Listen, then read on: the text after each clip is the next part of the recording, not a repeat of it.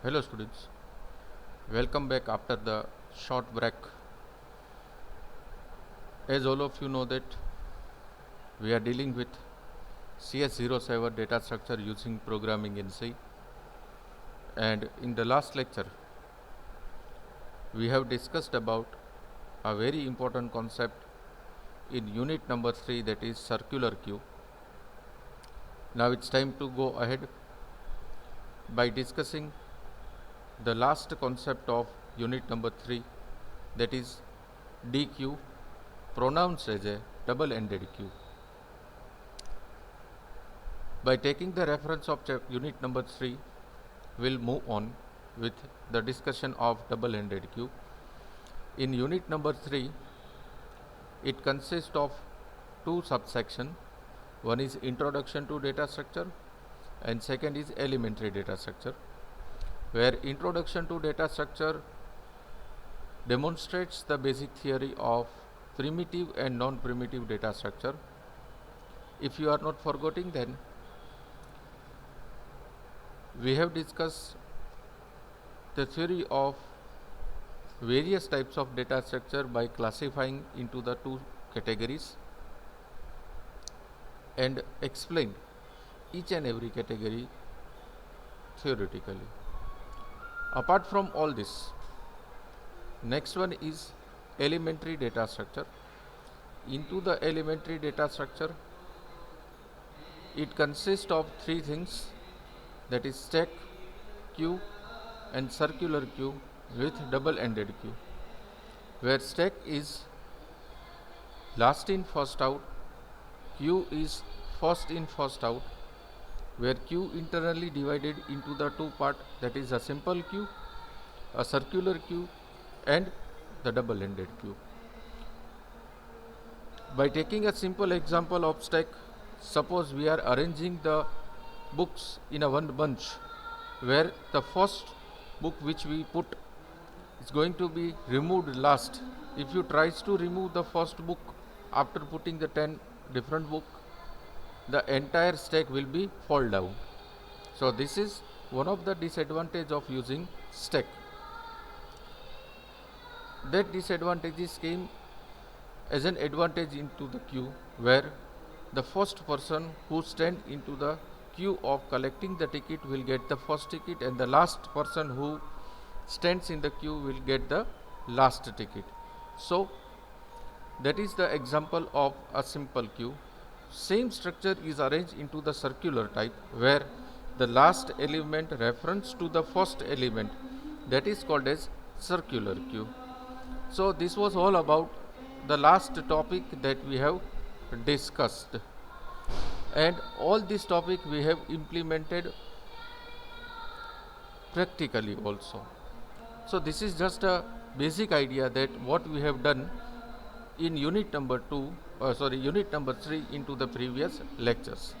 So now let's start without wasting more time the double-ended queue and their concept. Once we finish with double-ended queue, unit number 3 as per the prescribed syllabus of Saurashtra University gets completed. So let's start with the double-ended queue. So the first question which came in our mind is that what is DQ?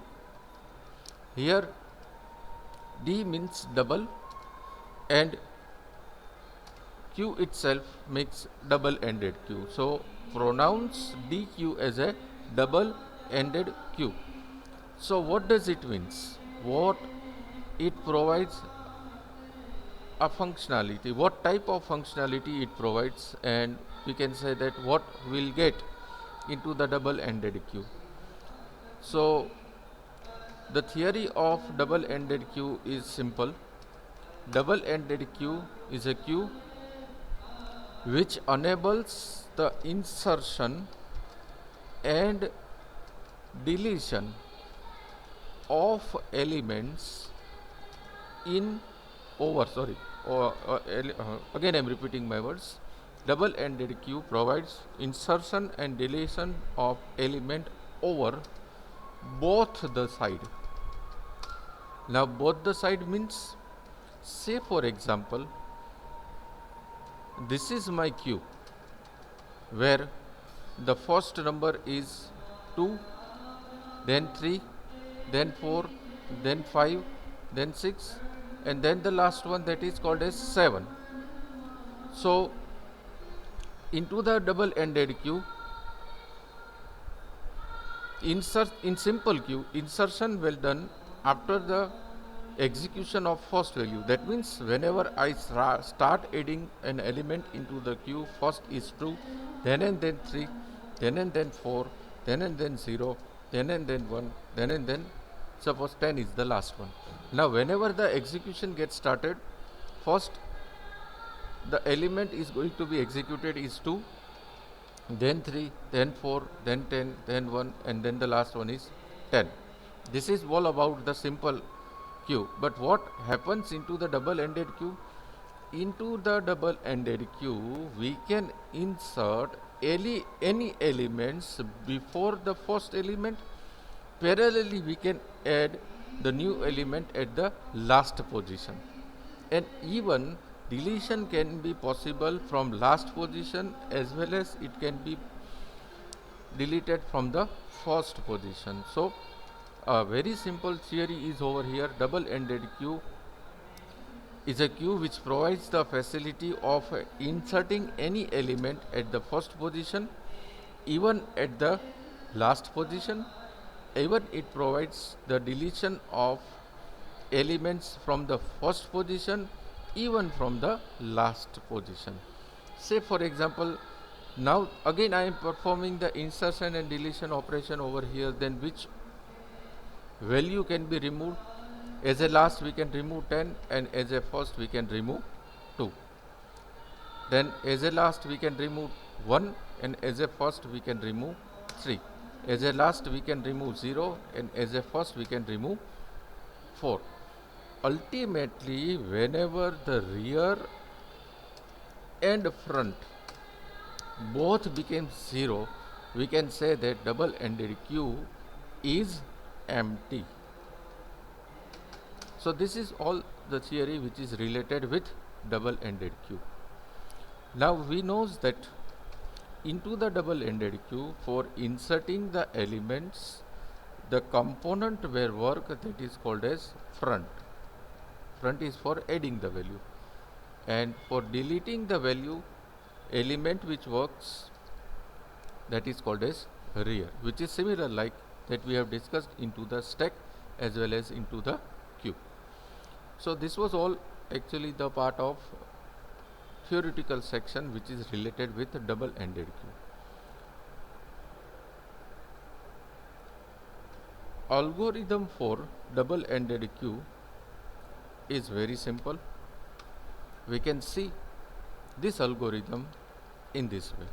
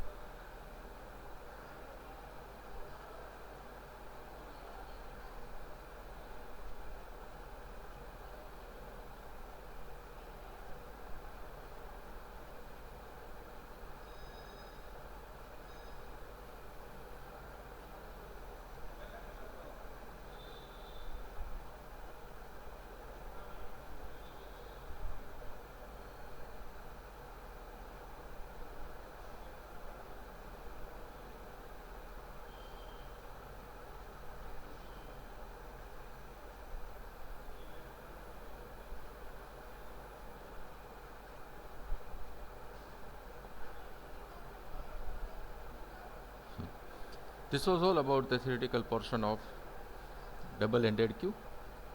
As I have demonstrated, this is a simple diagram of double-ended queue where insertion and deletion is possible on the first element. Even the insertion and deletion is possible on the last portion. That's why The name is given called double-ended queue.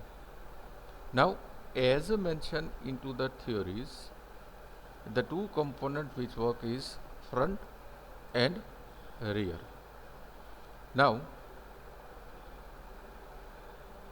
suppose we want to go for the logical instruction set of insertion and deletion of double-ended queue, then we can go in this way. There is a one creation of the function called double-ended queue insert, where we have to pass the element, then we have to initialize front and rear, whatever the first value is considered to be the item. During this insertion, if front founds as a 0, then queue is full. See, double-ended queue is also dependent onto the number of size which is provided as a array size. Say for example, just look at to this 10. What does it means? Maximum we can add 10 elements in this double-ended queue, as we have used the concept of one-dimensional array. So, if this condition is false, that means array element is empty. That means array size is empty for accepting the any new element. Just by decreasing the front by 1 and adding a new item on that particular location inserts the new element over the double-ended queue. Same like that, we can delete the element from double-ended queue. For deleting the element from double-ended queue, we can use the logical instruction set in this way.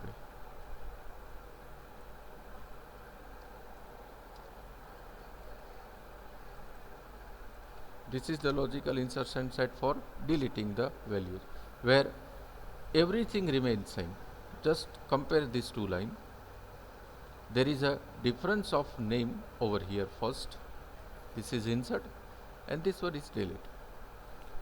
And one more difference is over here, where if the condition where front and rear becomes both the same, then it returns that queue is empty. That means if we start deleting the elements from left hand side as well as from the right hand side, at one moment we found that every elements get deleted and the entire queue becomes null. So this condition satisfies the same. But if this condition is false, then by incrementing the front value by 1, we can delete the item from the stored array. So no doubt, don't get confused over here. Here I have used only the single component which is called as front, but we can use front as well as rear also. Suppose we kept front for adding the value, then we can kept rear for deleting the value. And if we want to keep only the front as a single component, then by decreasing it by 1, it inserts the value, and increasing it by 1, it deletes the value. Now let's see the programmatical section of double-ended queue for better clearing the doubt related to the double-ended queue. So let me execute the program which I have written for double-ended queue. This is the sample code which I have written for double-ended queue. No doubt this code is little bit complex to understand. Even in as far as the Saurashtra University examination is concerned, this type of complicated code are lessly asked, but still we have to keep in our mind as it is a part of our syllabus. So let's check whether there is any syntactical error or not.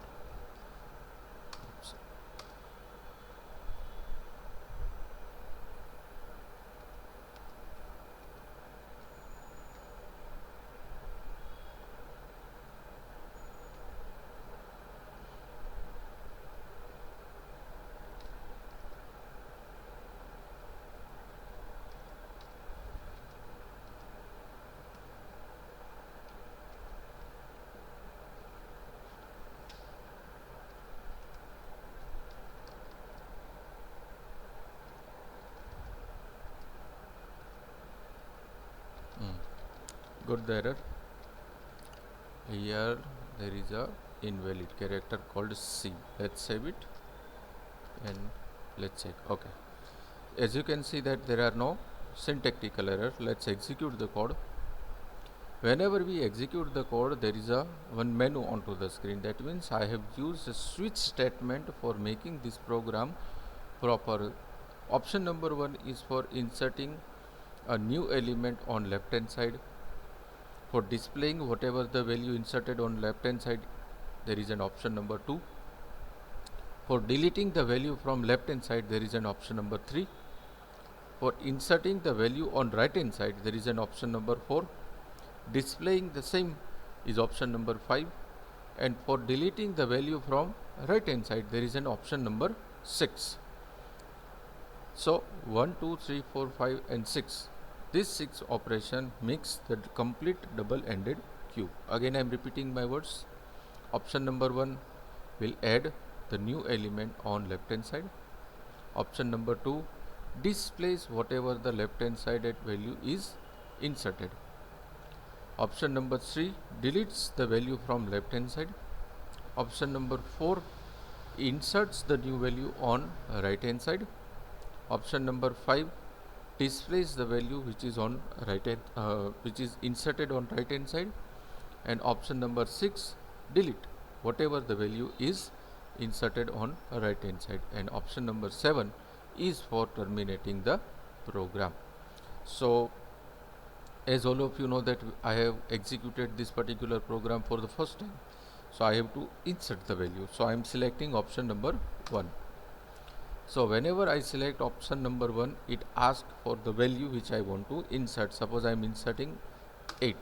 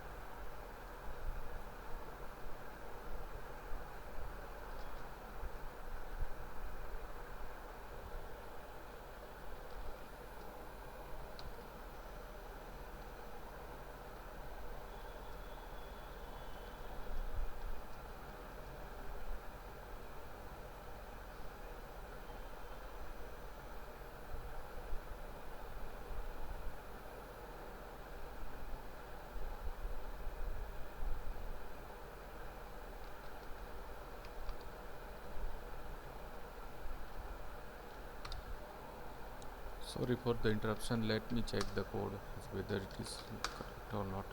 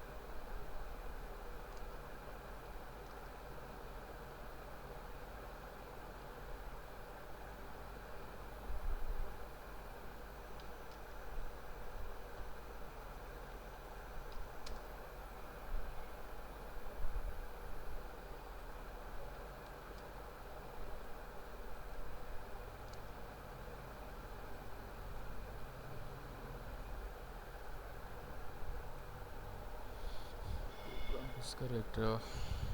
It's wrong.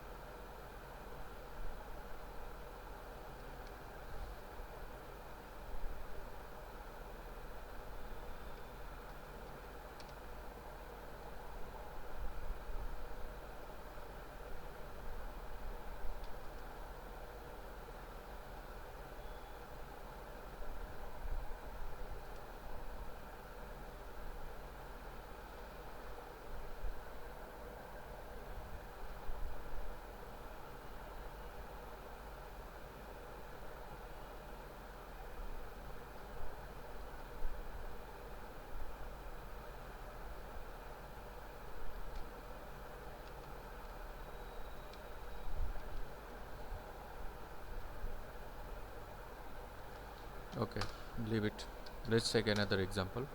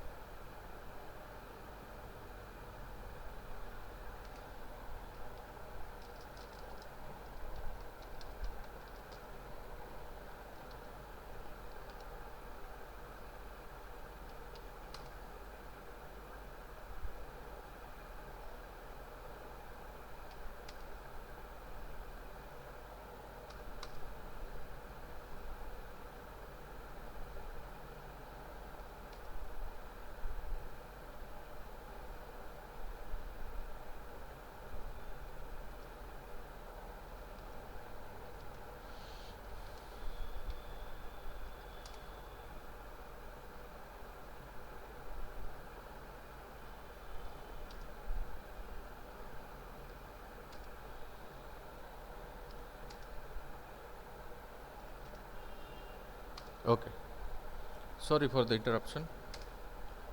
This program is working properly. uh, Whenever we execute the code, we found the two options, that is 1 and 2. Over here we have to go for option number 2. In option number 2 we'll got total 5 another option, that is insert at rear, insert at front, delete from front, display and exit. So whenever I select option number 1, it asks for the value. Suppose I am entering 8, then 8 is inserted on left hand side. Suppose I display it, it displays 8 onto the screen. Again, suppose I am selecting option number 2, which is called as insert at front, and suppose I am inserting the value called 0, and again I am displaying the same value, then it displays 0 and 8. Now suppose I select option number 3, then it deletes the value from the front end side, and the remaining value which remains into the queue is 8, because 9 is inserted on right hand side. Suppose again I am trying to delete the value from front end side, then what happen? Suppose I have selected option number 3, and then again I am displaying option number 4, which is called display. It shows the message onto the screen that queue is empty. So in this way double-ended queue will work. Now let's see this particular code into the notepad for better visibility, because in recorded screen, as far as the turbo C is concerned, the visibility is not proper. So let me open the same thing over the notepad.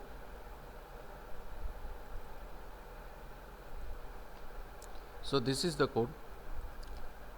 After initializing the necessary library function and declared size as a 5, 3 variables I have declared, where first is the array, where size is automatically 5. Then I have set front and rear as a -1, because whenever we are adding the first value, it is going to be set as a +1. Then there are various operations like insert rear, insert front, delete front, delete rear, and display queue. All these are the created function. For displaying the menu onto the screen, there is an option called insert at rear, delete from front, delete from rear, and display. 5 for exit, and for entering the various choice, there is an option number. For inserting the choice, there is an scanf statement which accept the choice. As per the case selection, a particular function is called. Say for example, will not go for every function right now. Suppose insert at rear is called. There is a local variable declaration called add item, and there is a one condition, a one decision making statement which checks that whether the queue is ready to accept the values or not. If this condition is true, then queue is overflow. That means the total size of queue is exceeded. Another condition, even it will check whether the value of front and rear is set as a 0 or not. That means if front is -1, then initially it set front and rear as a 0, because whatever the value which we are going to enter is a first value. And for the first value, this condition becomes false, this condition becomes true, and rear is incremented by 1. That means the first value is added into the double-ended queue, and from next value, this condition and this condition becomes false. Only this else part will increase, will execute and add the remaining part of double-ended queue and their elements. I think this was sufficient for today's discussion, as after such a long time we are meeting over the virtual platform. Some portion of the data structure might not work properly because it needs consistent maintenance and implementation into the program. So forget it, no problem. I hope today's lecture clear at least just a theoretical portion of double-ended queue. again, before concluding the lecture, I would like to repeat the theoretical portion of double-ended queue. DQ means double-ended queue, where it provides the facility of adding the new values from left hand side as well as from right hand side. Even it provides the deletion of value from left hand side as well as from right hand side. This particular concept is little bit complicated to develop. So as far as the university examination is concerned, this type of complicated programs may not be asked, but still we have to keep all this thing in our mind. So this was all about, actually, even this is called as priority queue also. So this was all about the discussion of unit number 3. In our next lecture, we are going to start with the discussion of unit number 4, which is very very important, called as a linked list. In linked list, we have to discuss about a single linked list and double linked list with circular linked list. So there are 3 options: single linked list, double linked list and circular linked list. This is very important. So in next lecture, we are going to start with the discussion of linked list. Till that, thank you very much students for listening me, and have a nice day.